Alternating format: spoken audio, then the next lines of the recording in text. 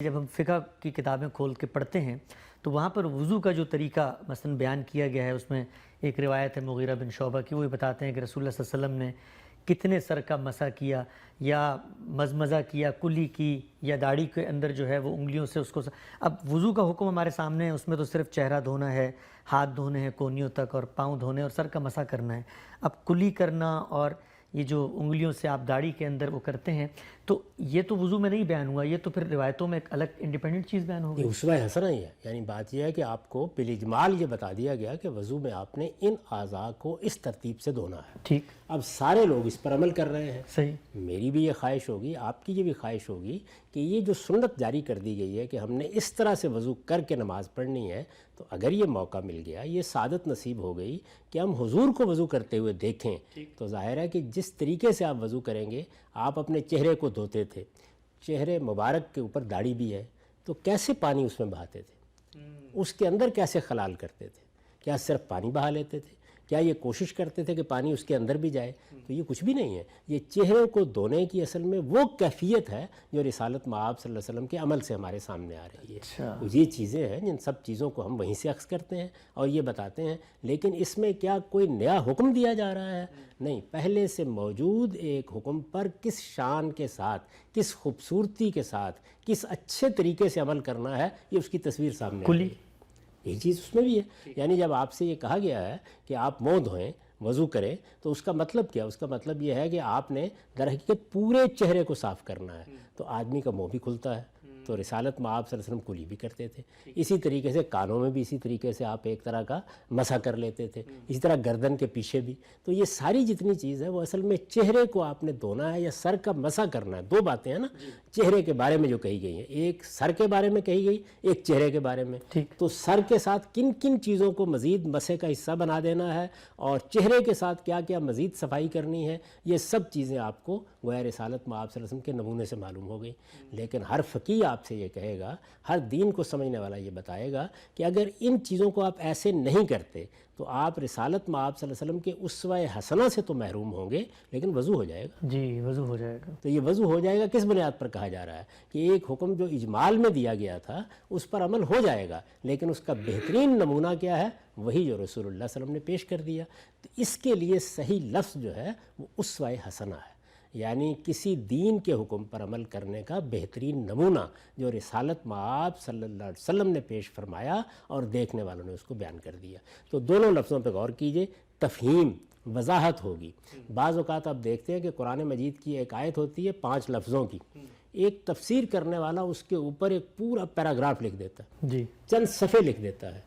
اس میں کوئی ایک چیز بھی اگر آیت کے الفاظ سے متجاوز ہے تو آپ اسے قبول نہیں کریں گے، لیکن آیت کے الفاظ کو سامنے رکھ کے اس میں کیا باتیں چھپی ہوئی ہیں، اس میں کیا حقائق بیان کیے گئے ہیں، وہ سب باتیں بیان کرتا ہے اور ایک عام آدمی بیان کرتا ہے۔ تو ان تمام باتوں کو اسی طرح سے آپ لیتے ہیں کہ یہ انہوں نے اصل میں جو آیت کے اندر چیزیں چھپی ہوئی تھیں، الفاظ جن پر دلالت کر رہے تھے، سیاق و سباق سے معلوم ہو رہی تھی، ان کو ہمیں سمجھایا اور بتایا ہے۔ عمل میں یہی چیز رسالت مآب صلی اللہ علیہ وسلم کے ذریعے سے ہمارے سامنے آتی ہے۔ اللہ تعالیٰ نے فرمایا بہت اچھے طریقے سے غسل کرو، جنابت کے غسل کے بارے میں۔ اب رسالت مآب صلی اللہ علیہ وسلم کی ازواج مطہرات میں سے 2 جلیل القدر ہستیوں نے آپ کے غسل کا طریقہ بیان کیا ہے۔ اچھا، تو وہ جو طریقہ بیان کیا اس میں بہت اچھے طریقے سے غسل ہی ہوا ہے، لیکن وہ اتنا اچھا نمونہ ہے کہ اس کے لیے بھی یہی تعبیر اختیار کرنی چاہیے۔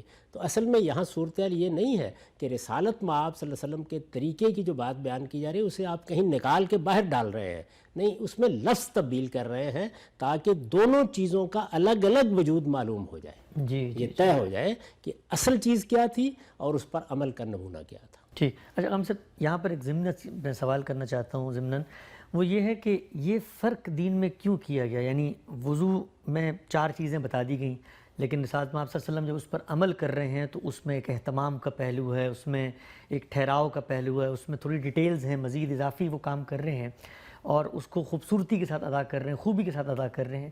تو یہ کیوں نہیں ہوا کہ دین کی جو اصل ہدایت تھی، یعنی وضو ہی جو سنت میں جاری تھا، اسی کو خوبی کے ساتھ جاری کر دیا جاتا ہے اجماع اور تواتر میں؟ نہیں، خوبی کے ساتھ ہی جاری کیا گیا، خوبی کے ساتھ جاری کیا گیا تو آپ نے خوبی کے ساتھ کیا، لیکن ایک سننے والا، ایک دیکھنے والا ظاہر بات ہے کہ ایک اجمالی چیز کو بعض اوقات اس درجے میں نہیں اخذ کر پاتا. ٹھیک. تو رسالت مآب صلی اللہ علیہ وسلم کا نمونہ اسی لیے تو ضروری ہوا. یعنی دیکھیے آپ کہ دین میں یہ بات کہی گئی ہے کہ جس وقت تم میدان جنگ میں اترو تو تمہیں پوری استقامت کے ساتھ کھڑے ہونا چاہیے. اب یہ بات اجمالی میں کہی جائے گی، لیکن استقامت کا لیے بہترین نمونہ کیا ہے؟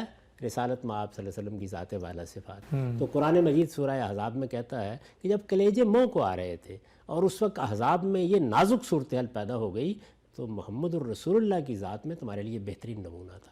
تو اس کا یہ مطلب نہیں ہے کہ استقامت عزیمت کو ہر موقع کے اوپر ایک تصویر میں ڈالا جائے. ٹھیک. حج کے بارے میں دیکھیے، یعنی حج حضرت ابراہیم سے جاری ہے. رسالت مآب صلی اللہ علیہ وسلم نے بعثت سے پہلے یعنی نبوت کے منصب پر فائز کیے جانے سے پہلے اسی طریقے سے حج کیا جیسے اب حج کیا جاتا ہے.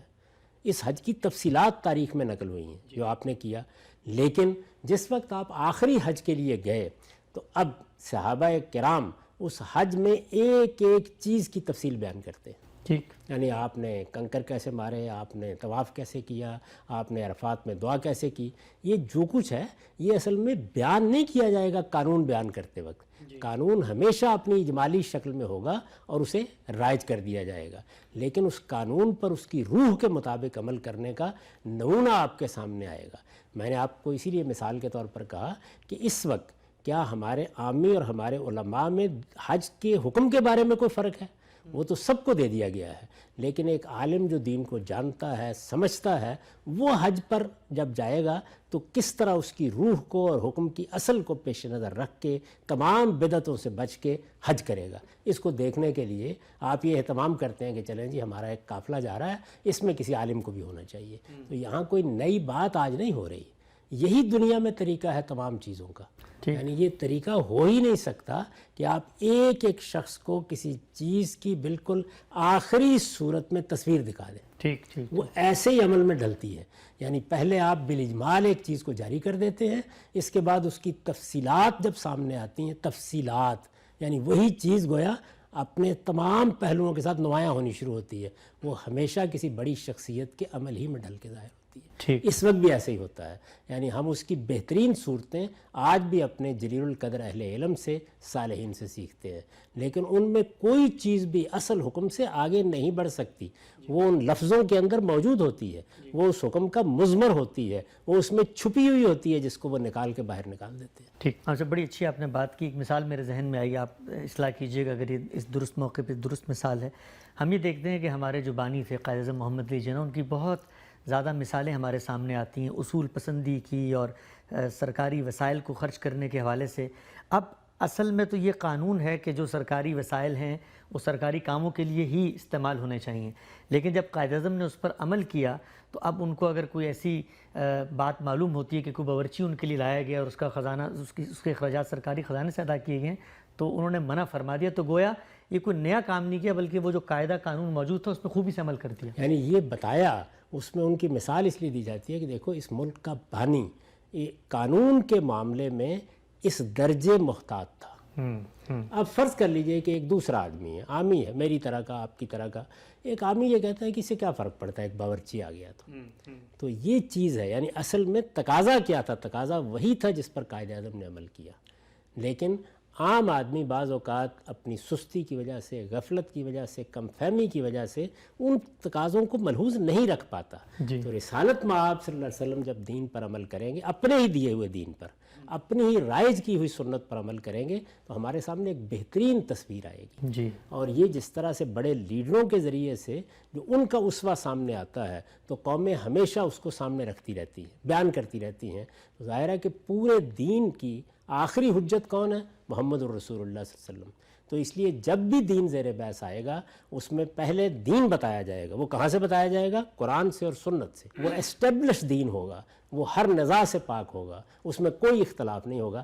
اب آپ کو بتایا جائے گا کہ دیکھیے یہ جو دین کا حکم ہے یا یہ جو ہدایت ہے، رسالت مآب صلی اللہ علیہ وسلم نے اس پر ایسے عمل کیا تھا. یہاں کس چیز کا حوالہ ہوگا؟ حدیث کا.